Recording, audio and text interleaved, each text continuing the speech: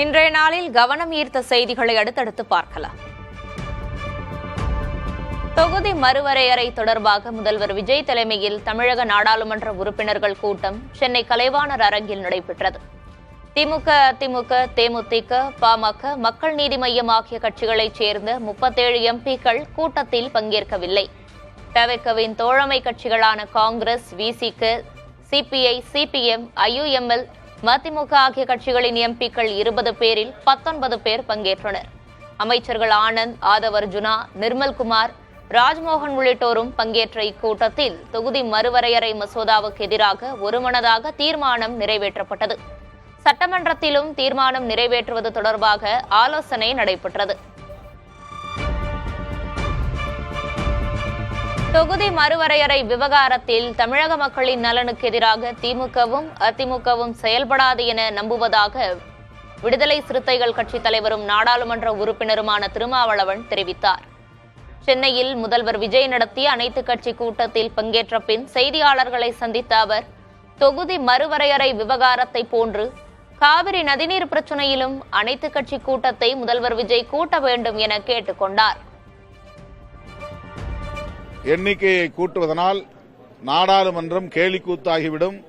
யாரும் பிரதிநிதித்துவ ஜனநாயகத்தின் அடிப்படையில் கருத்துக்களை கூட பகிர்ந்து கொள்ள முடியாது.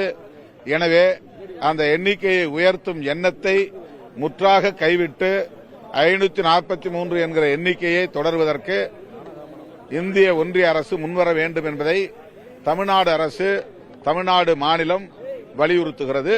திமுக, அதிமுக இந்த கூட்டத்தில் கலந்து கொள்ளாமல் தவிர்த்திருக்கலாம்.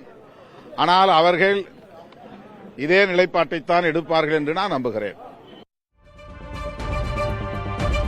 நாடாளுமன்ற உறுப்பினர்களின் எண்ணிக்கையை உயர்த்துவதால் எந்த பயனும் இல்லை என காங்கிரஸ் எம்பி கார்த்தி சிதம்பரம் கருத்து தெரிவித்துள்ளார்.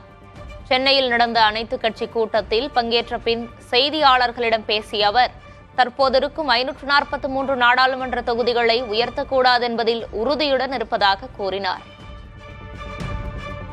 தொகுதி சீரமைப்பு என்பது எந்த வகையிலும் தமிழ்நாட்டை பாதிக்கக்கூடாது. பாராளுமன்றத்தை உறுப்பினர்களை உயர்த்துவதில் எங்களுக்கு எதிர்ப்பு உண்டு. 543 பாதுகாக்கப்பட வேண்டும். அந்த 543க்குள்ளே தமிழ்நாட்டுக்கு இருக்கின்ற 39 பாராளுமன்ற உறுப்பினர்கள் எண்ணிக்கையும் பாதுகாக்கப்பட வேண்டும் என்பதுதான் எங்களுடைய கருத்து. தொகுதி மறுவரையறை தொடர்பாக நாடாளுமன்ற விவகாரங்கள் துறை அமைச்சர் கிரண் ரிஜிஜு மக்களவை எதிர்க்கட்சித் தலைவர் ராகுல் காந்தியை நேரில் சந்தித்து பேசியதாக தகவல் கிடைத்துள்ளது என்று திமுக எம்பி கனிமொழி கூறினார். அதே சமயம் இந்த விவகாரம் தொடர்பாக பாஜக தரப்பிலிருந்து திமுகவை அணுகி யாரும் பேசவில்லை என்று தெரிவித்தார். மினிஸ்டர் திரு கிரண் ரிஜிஜு அவர்கள் எதிர்க்கட்சி தலைவராக இருக்கக்கூடிய திரு ராகுல் காந்தியை நேரடியாக சென்று சந்தித்தார் கூட சொல்லியிருக்காங்க. ஒரு பில்ல கொண்டு வரணும்னா எந்த இவர்கள் வேணா யாரையும் சுமூகமாக அன்னைக்கு பேசாமல் இருக்கலாம். ஆனா பொதுவாக நாடாளுமன்றத்துல ஒரு பில் கொண்டு வரணும்னா எல்லா தலைவர்களையும் அழைத்து பேசுவார்கள். ஆனா இந்த போன தடவை தோற்கடிக்கப்பட்ட பில் இப்ப மறுபடியும் கொண்டு வர போகிறோம், அதனால அதை பத்தி நாங்க பேச வேண்டும் என்று திராவிட முன்னேற்ற கழகத்தை இதுவரை யாரும் அழைத்து பேசவில்லை. பெண்கள் இடஒதுக்கீடு மசோதா விவகாரத்தில் ராகுல் காந்தி மற்றும் மத்திய அமைச்சர் கிரண் ரிஜிஜு இடையே கடும் வார்த்தை போர் மூண்டுள்ளது. அண்மையில் மக்களவை எதிர்க்கட்சித் தலைவர் ராகுல் வெளியிட்டிருந்த வீடியோவில் பெண் சுதந்திரம் குறித்து கருத்து தெரிவித்திருந்தார். இதுகுறித்து கருத்து தெரிவித்த மத்திய அமைச்சர் கிரண் ரிஜிஜு, பெண்கள் குறித்த காங்கிரஸ் மனநிலையில் மாற்றம் ஏற்பட்டுள்ளதை ராகுல் கருத்து பிரதிபலிப்பதாகவும் பெண்கள் இடஒதுக்கீடு மசோதாவை காங்கிரஸ் ஆதரிக்க வேண்டும் என்று கூறியிருந்தார். இதற்கு மீண்டும் பதிலளித்துள்ள ராகுல், 2023ஆம் ஆண்டிலேயே பெண்கள் இடஒதுக்கீடு மசோதா நிறைவேறிய நிலையில் தொகுதி மறுவரையறையுடன் தேவையின்றி ஏன் அதனை இணைக்கிறீர்கள் என கேள்வி எழுப்பியுள்ளார்.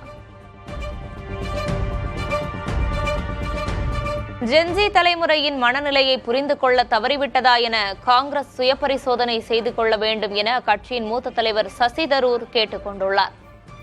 மும்பையில் நிகழ்வு ஒன்றில் பேசிய அவர், ராகுல் காந்தியின் மாணவர்களுடனான சந்திப்பு நிகழ்வை விட கரப்பான் கட்சி போராட்டம் இளைஞர்களிடம் அதிக தாக்கத்தை ஏற்படுத்தியதாக கூறினார்.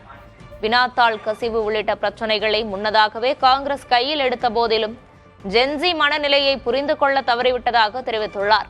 பாரம்பரிய அரசியல் கட்சிகள் இளைஞர்களுக்கு வழிவிடாவிட்டால் தங்களது முக்கியத்துவத்தை இழக்க நேரிடும் என்றும் சசி தரூர் எச்சரித்துள்ளார். 2026ஆம் ஆண்டின் முதல் 6 மாதங்களில் மட்டும் கனடாவிலிருந்து 3323 இந்தியர்கள் வெளியேற்றப்பட்டுள்ளதாக கனடா எல்லை பாதுகாப்பு முகமை தெரிவித்துள்ளது. 2025இல் 3779 இந்தியர்கள் வெளியேற்றப்பட்டிருந்த நிலையில் நடப்பாண்டின் முதல் 6 மாதங்களிலேயே அதில் 88% பேர் வெளியேற்றப்பட்டுவிட்டனர். குடியேற்ற விதிகளை கடுமையாக்கி வரும் கனடா அரசு வெளிநாட்டு மாணவர்கள் மற்றும் தற்காலிக பணியாளர்களின் எண்ணிக்கையை குறைத்து வருகிறது. விசா மோசடி, விதிமீறல்கள் மற்றும் அகதி கோரிக்கை நிராகரிப்பு ஆகிய காரணங்களால் இந்தியர்கள் அதிக அளவில் வெளியேற்றப்படுகின்றனர். கனடாவிலிருந்து வெளியேற்றப்படுபவர்களில் கடந்த 5 ஆண்டுகளாக மெக்சிகோ முதல் இடத்தில் இருந்த நிலையில் தற்போது கனடாவிலிருந்து அதிகம் வெளியேற்றப்பட்டவர்களில் இந்தியர்கள் முதலிடம் பிடித்துள்ளனர்.